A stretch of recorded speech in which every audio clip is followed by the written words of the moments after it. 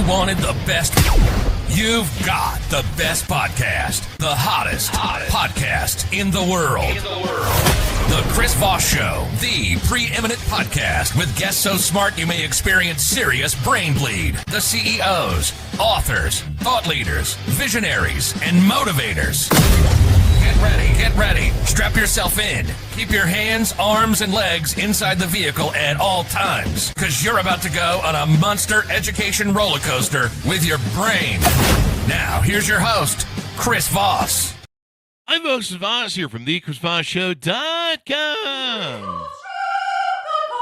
There you go, ladies and gentlemen. There are these things that makes it official. Welcome to 16 years, 23 episodes of the Chris Voss Show. We just keep bringing you 10 to 15 new shows, new guests, new amazing people that are going to tell you how to improve the quality of your life, make your lives better, and everything else. If you want to know how to make your lives worse, well, then you'll have to go find some other podcast, because we don't do that around here. We make your lives better. Or else, don't make us pull the car over and come back there, folks. Today we have an amazing young man on the show. We're going to be talking about how he can make you live a more healthier life and all that good stuff. We'll get into some of the deets, as they say. The kids say that nowadays, don't they? The deets? No, they don't. I don't know what the kids say. I don't have any clue what the kids say. Get off my lawn. Anyway, Alex Feinberg is joining us. He is a former professional athlete, hedge fund analyst, Google executive, early cryptocurrency investor, and now a leader in the online space coaching men on high performance. His unique career experience over the last 20 years forged a distinct understanding of the human condition, which paved the way for Alex to dominate as a coach for executives and founders. Welcome to the show, Alex. How are you?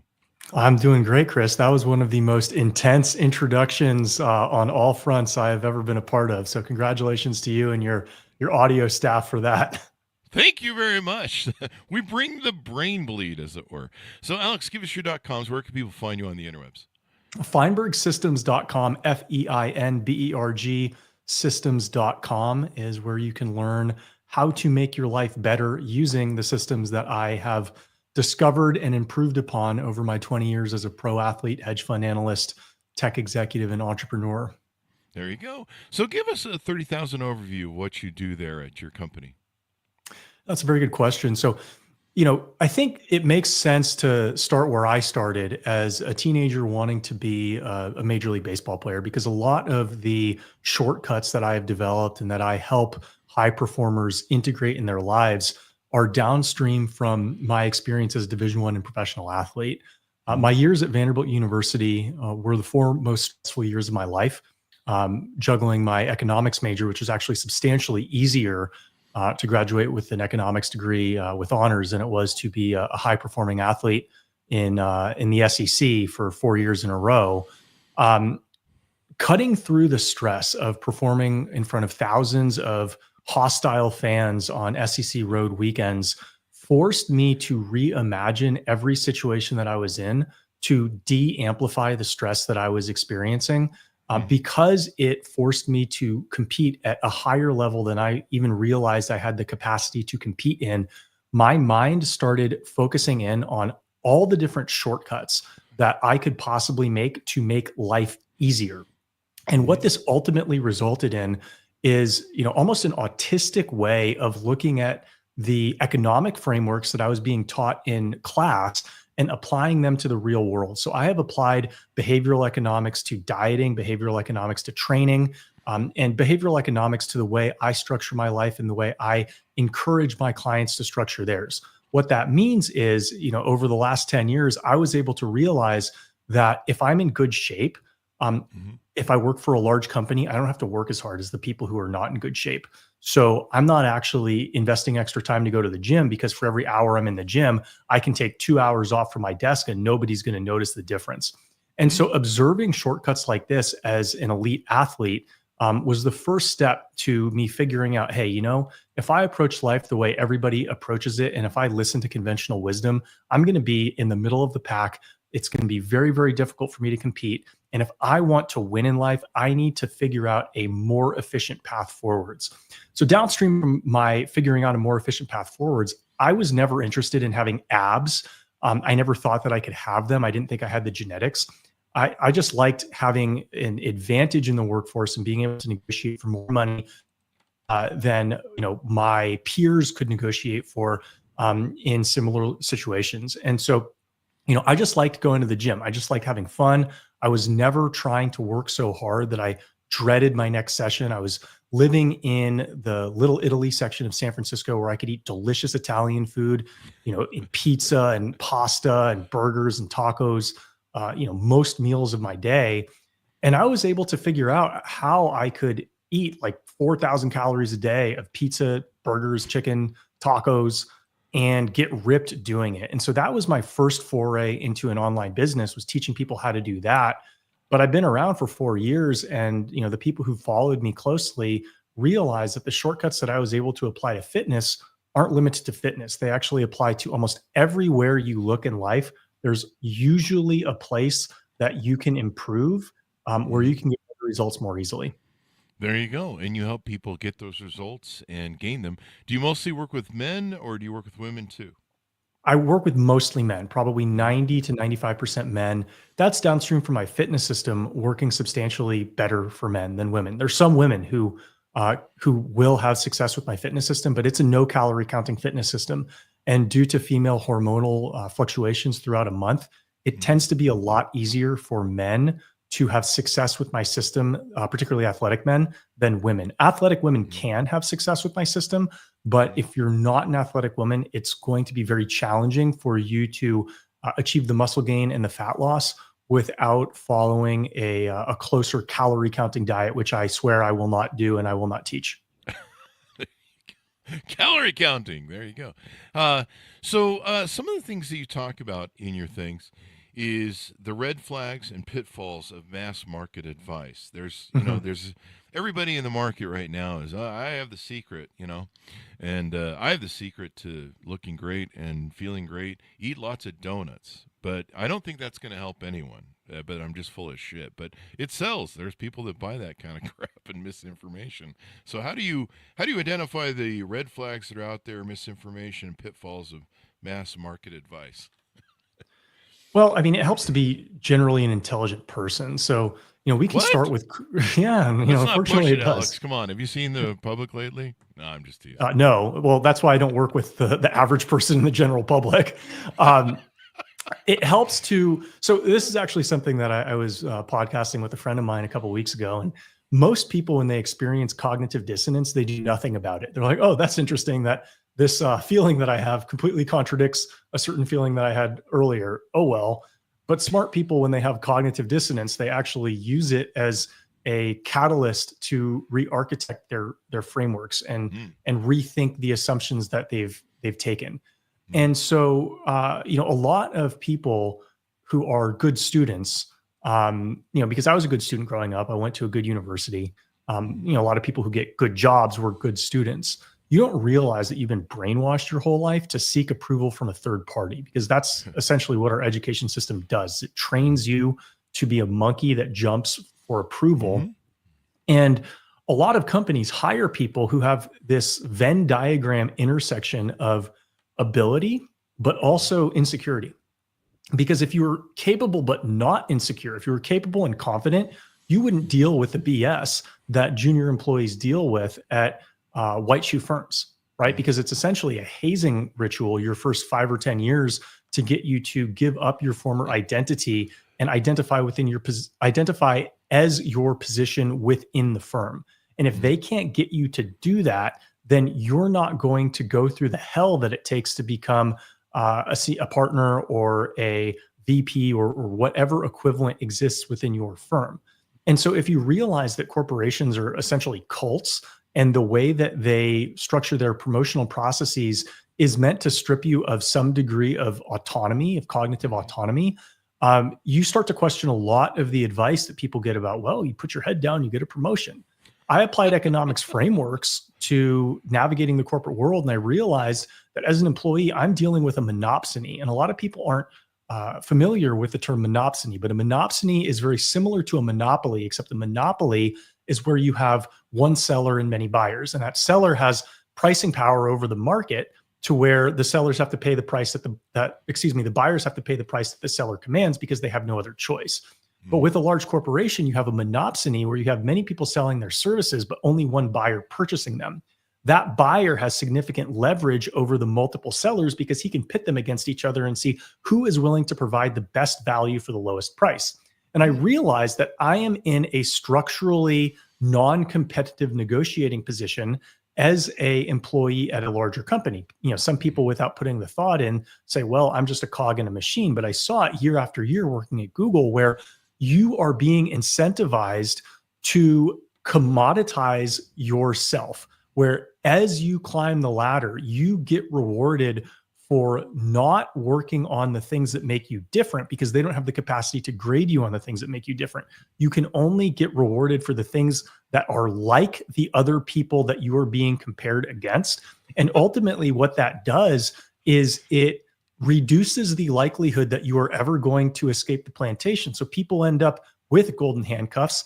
They don't necessarily know why, but the reason why they have it is because they have been focusing on optimizing skills that a very small number of buyers are willing to purchase. And when they try to shop those skills around, guess what? You don't have another buyer who's willing to compete with the existing buyer that you have. Mm-hmm. And so when I was working at Google, I never tried to get promoted. I got promoted twice because I'm a generally competent person and I do the things that I say that I'm going to do.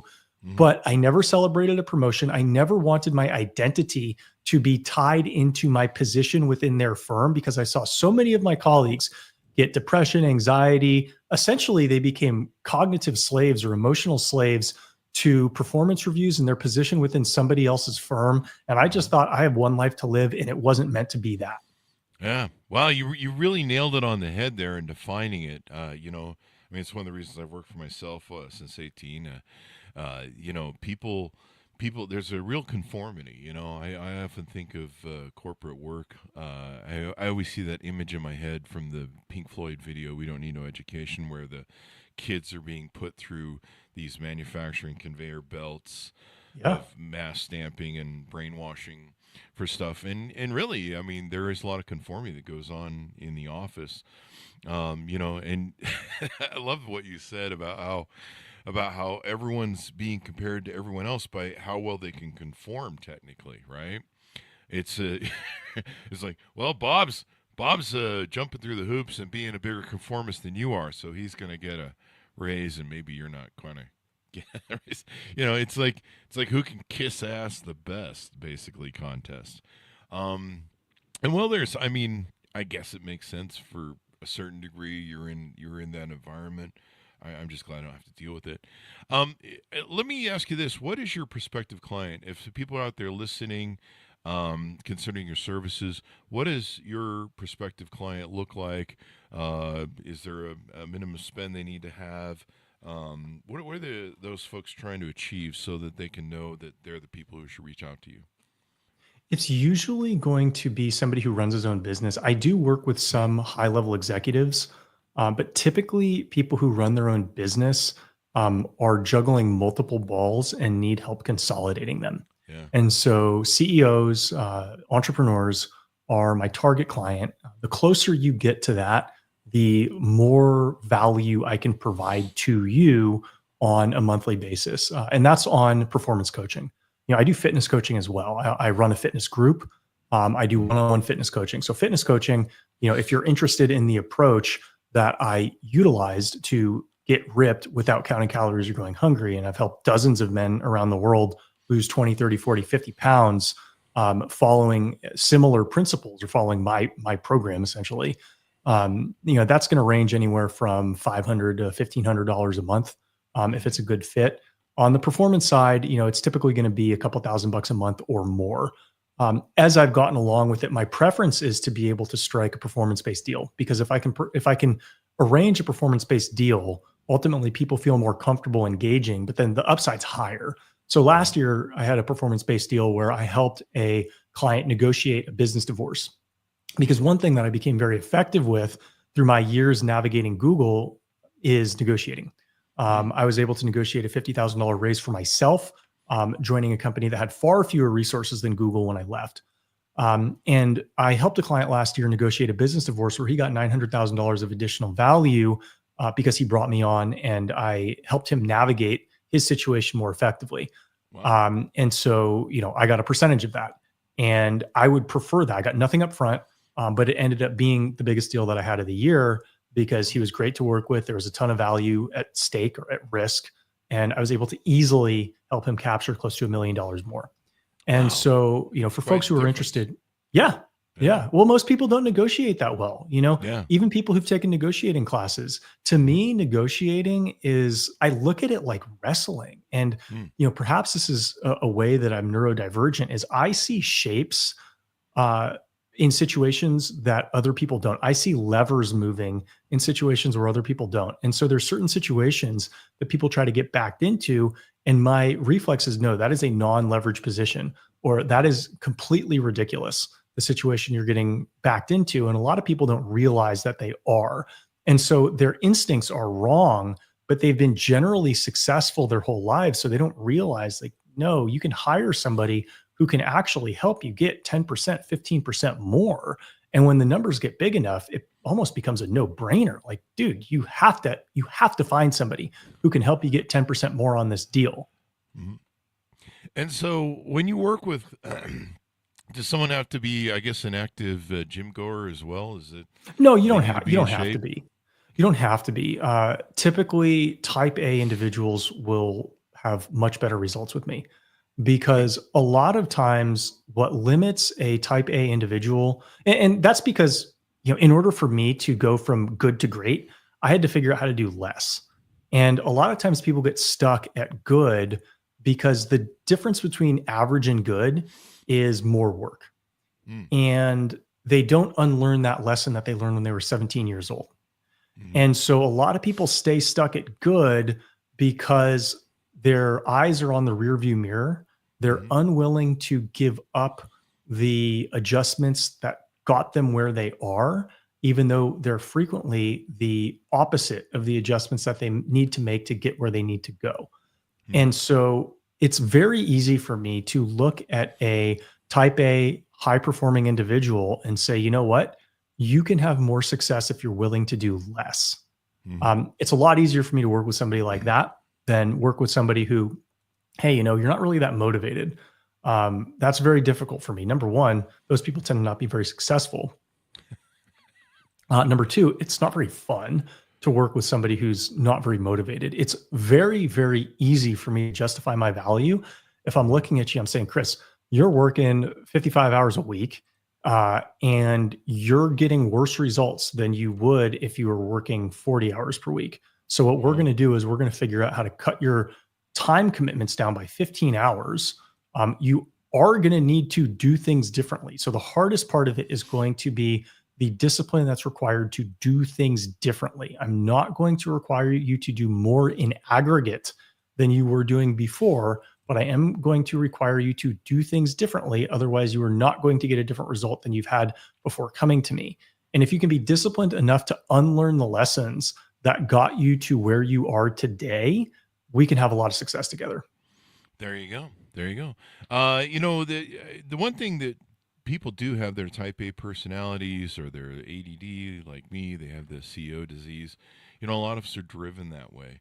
But one of the problems that we have is I guess I can't speak for everybody, but I think a lot of us, it can be said, have problems balancing life, work, health. I have problems balancing the gym. Usually when I go to the gym, I go for 2-3 hours. People find that weird, but I tend to go to the gym, and instead of just trying to rush and bang out the stuff and go, I try and take my time and kind of mellow in the experience and just make sure that what I'm lifting is good. But there's always ways to do things better. There's always ways to do things prove. And I think what you alluded to, working smarter and not harder per se in the workouts that you're doing. But, it's, I spent the first 50 years of my life ignoring the gym and not taking care of myself. And now I regret it. And I tell entrepreneurs like who you work with, take care of yourself now. Find that balance between working out and, because we all do the same thing. I don't know if we all do the same thing, but many of us do the same thing. We're just like, I'll worry about working out later. I'm going to make the money now. And then once I have the money, then I'll have plenty of time to do the other stuff later. Right. Time never comes. The more successful you are, the more busy you are, the less time you have. And so, yeah, having a Not if you're doing it right. Yeah. Like I said, if you you work smart as opposed to working harder, it can make all the difference. Well, it's surprising to me that so many executives have that approach. And you're right. And so many people do. But to me, it's almost like looking at baseball players in the 80s, and a lot of them would smoke cigarettes and drink like 6 or 12 packs after games. Like it's a bad thing. Well, they definitely had more character than the players today. They're funnier, and probably more fun to be around. But nobody does that now. Like if you were to go into a major league locker room and bust out a 6-pack and a pack of Marlboro Reds after the game, and you were like a rookie, people would be like, "What are you doing?" But it was common 40 years ago. And working with personal trainers it's very common now. Everybody does it. Nobody did it 40 years ago in Major League Baseball. Very few people did. And I look at I look at executive performance about 40 years removed from athletic performance, where once the contracts started getting large enough in the 80s, where people were like, yeah, if I have like a couple good seasons, I can make enough money where I don't have to ever worry about working after I'm done playing. So I'm going to take this a little bit more seriously than I did before. I think we're a couple years away from that as executives, where they'll start to realize, no, my brain works better when I focus more on sleep and I focus more on the gym. Ultimately, if you're a high performing executive, you're not successful because of the volume of things that you do. You're successful because of the quality of work that you can put out, the quality of thought, the quality of planning, the quality of architecture that you can make. And when you're sleep deprived and when you're physically slower and weaker than you should be, the quality of your output will be diminished. So you are not going to maximize your income by maximizing the amount of hours you work per week. You're going to maximize your income by being able to do things that your competition cannot do. And the way you're going to put yourself in the best possible position to do that is to be rested with a high functioning body and mind. Mm-hmm. So tell us about some of the offerings you have on your website. I'm looking over insanelyaddictive.com. Tell us about some of the different offerings you have there. You have group coaching, performance coaching, delicious food, which is the part I'm looking at right now, and your approach and stuff. Yeah. So group coaching is what I do for people who have a little bit more schedule flexibility, right? So that's typically not going to be the executive who can carve out 30 minutes per day on a Wednesday to sync with the group, or 30 minutes a day on a Monday to sync with the group. If it is, great. But that is a introductory approach to the way that I do fitness, which is performance focused. So the thing that most people get wrong about fitness, everybody thinks that they need to count calories and be in a caloric deficit to lose fat. And that's like half true. The problems that people have with their approach to fat loss are very similar to the problems people have with their approach to wealth building. You don't get rich by saving small amounts of money every day. You get rich by investing the money that you save in places that go up in value. You get fit sustainably by increasing your resting metabolic rate, because you're not going to burn that many calories in the gym. I burn over 3,000 calories per day on days I don't go to the gym due to what I do in the gym. And this is something that most people in fitness today don't get, because fitness for most people is a scam. The reason is the clients don't understand what works. Most people's intuition is completely removed from what actually does work. People believe the efficacy of a workout is strongly correlated with how hard it was, how much you sweat, and how sore you got. And all of those things are essentially a masochism index. They are not correlated with what's actually going to move the needle for your metabolism. They are not very closely related to how many calories you're going to burn away from the gym. And so if you optimize for the wrong thing, you end up trying too hard at the wrong thing. Your results aren't what you want them to be. And after several weeks or months, you eventually stop having the motivation to continue putting effort into a system that has failed you. And so what I realized by accident is that when you train for performance, you have to rest more. You can't be doing set after set in the gym, because you can't perform at a high level doing set after set in the gym. You can't train 6 days a week because you can't perform at a high level training 6 days a week. And you can't starve yourself because you can't perform at a high level if you starve yourself. And so all of a sudden, if you stop doing the things that most people think they have to do to be in shape, and you simply approach it the way an athlete would, protein dominant real food when you're hungry until you're full, focusing on speed improvements and strength improvements in the gym and resting accordingly, all of a sudden your metabolism starts to respond in a way that you never thought was possible. And so this is something I teach the folks in my group class. I also teach people one-on-one. Typically my one-on-one clients have more schedule limitations, so they're not able to go to those regularly scheduled group sessions. And they may have an injury history, because the people in the group will get more templated training programs, where the people who I work with one-on-one will get customized training specific to their bodies and injury limitations. And so I started offering fitness just because there's such a demand for people who want to approach fitness more intelligently. And, I'm a meathead at heart. I can say articulate things, but I really like to eat. I really like to lift weights. Before we started recording, I just got back from the gym where I spent my early afternoon. I really like doing it. I thought years ago, if there's one way that I could make a positive impact on the world, it was teaching people how enjoyable this whole process could be. So I do that on a group and a one-on-one level. But then with performance coaching for executives, everything I do is custom to the individual. Generally speaking, there's one of a small number of miscalculations that the executives that I work with are making. And with the way that my mind works and with the way that my mind dissects problems and incongruity in the way people are approaching solving them, it's very easy for me to focus on and identify the choke points that exist within an executive's workflow and basically play Jenga with the schedule to free up time and put more effort behind the highest leverage areas and ultimately get the executive more success, more money with less effort. There you go. There you go. How to succeed as well. So as we go out, to give people, tell people how they can onboard with you, how they can reach out, how they can find out more. I know you have a big YouTube channel as well. Yeah. Well, I think the easiest way, go to feinbergsystems.com. In the upper right tab, you can book a call with me. And, right now I have about 100,000 followers across social media. And so I'll keep having, book a call with me probably until I get to 500,000 or something like that. But for now, in the next several months, probably next year or two, you will be able to book time with me one-on-one to chat about your particular situation. We can figure out what of the multiple offerings that I have might make sense for you, if any. And we can go from there. Now, I also have digital products that I made over the last several years. Maybe you're a shy person. You don't have the budget to really invest in yourself. Those are also available too through my website. I made recipe books years ago because, as I mentioned, I eat pizza, burgers, fried chicken, and tacos, and I figured out how to make it work. It's shocking to me that 5 years ago when I was posting this online, nobody thought pizza could be a diet food, right? And I'm telling people, no, I'm not lying. I eat pizza like 10 times a week. I love pizza.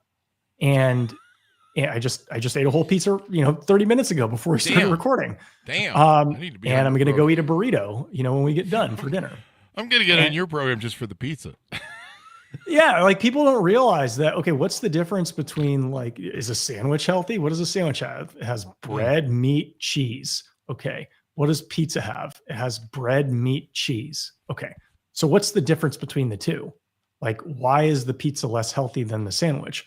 And, it has to do with the macronutrient proportions, but you can adjust the macronutrient proportions within any food item that you consume to shift it from something that you're likely to overconsume to something that you're not likely to overconsume. And all of a sudden it integrates with an intuitive fitness system that doesn't require you to count calories or go hungry. But dumb people don't realize this. This is why I always say that fat loss is an IQ test, because you can do a lot of the things that you don't realize that you can do. You just have to question the dogma that you thought was true. Yeah. I mean, there's so much misinformation out there, and you definitely want to copy the success of someone else. So give us the .com as we go out, and people can onboard with you there. Feinbergsystems.com, Feinberg systems.com. You can also find me, Alex Feinberg1, on basically every social media channel. My DMs are open, so if you want to connect there, you can. But then you can also fill in an application on feinbergsystems.com, and we'll figure out a way to link up. There you go. There you go. So off we go. Thank you very much, Alex, for coming on the show. We really appreciate it. This is awesome, Chris. Thank you. And thanks, Jonas, for tuning in. Go to goodreads.com/Chris Voss, LinkedIn.com/Chris Voss, Chris Voss, one of the TikTok, and all those crazy places on the internet. Be good to each other. Stay safe. We'll see you next time. And that's it.